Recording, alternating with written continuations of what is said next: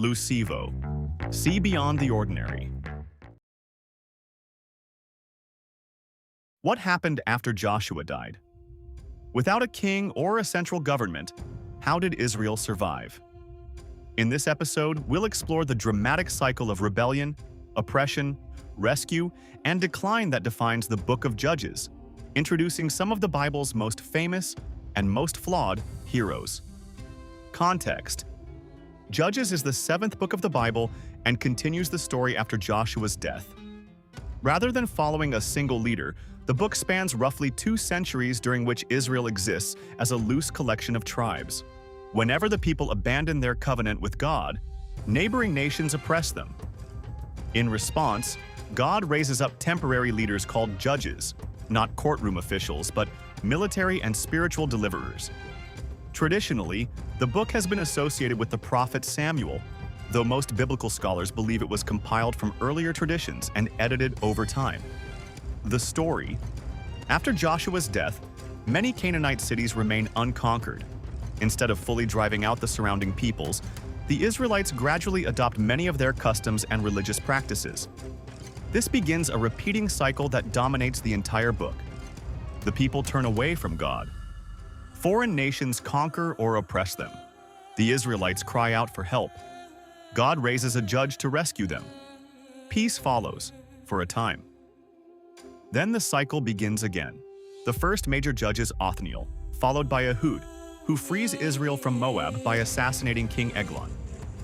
Soon afterward, Deborah emerges as one of the Bible's most remarkable leaders. She serves as both judge and prophet. Together with the military commander Barak, she leads Israel to victory over the Canaanite general Sisera.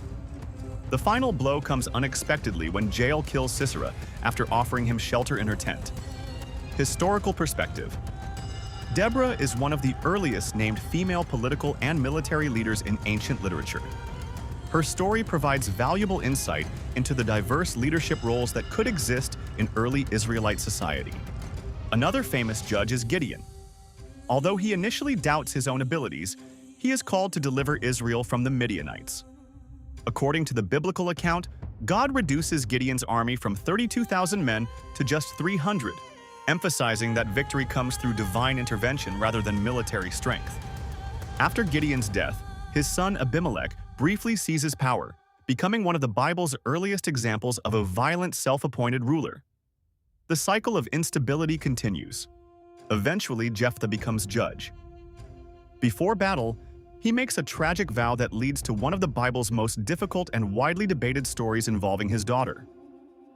Historical perspective: the account of Jephthah's vow has generated centuries of discussion among historians, theologians, and biblical scholars. Some interpret the text as describing a literal human sacrifice, while others argue that his daughter was dedicated to lifelong religious service instead. The book reaches its climax with Samson. Gifted with extraordinary strength, Samson repeatedly fights the Philistines. His strength is symbolized by his uncut hair, a sign of his Nazirite vow. His relationship with Delilah ultimately leads to his capture after she discovers the secret of his strength. Blinded and imprisoned, Samson performs one final act. According to the biblical account, he pulls down the pillars of a Philistine temple, destroying both himself and many of Israel's enemies. The final chapters shift away from the judges themselves and describe shocking episodes of violence, civil war, and moral collapse among the Israelite tribes. The book closes with one of its most memorable observations. In those days, there was no king in Israel. Everyone did what was right in his own eyes. Think about it. Judges raises a question that remains relevant today. What happens when a society loses its shared moral compass and every individual decides right and wrong for themselves? Key takeaway: Judges is one of the Bible's darkest and most realistic books.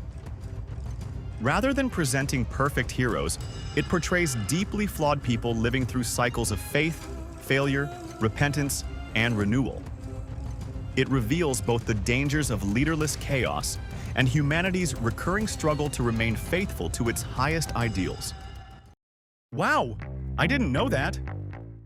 And if you enjoy discovering the extraordinary, subscribe to LuSEEvo and see beyond the ordinary.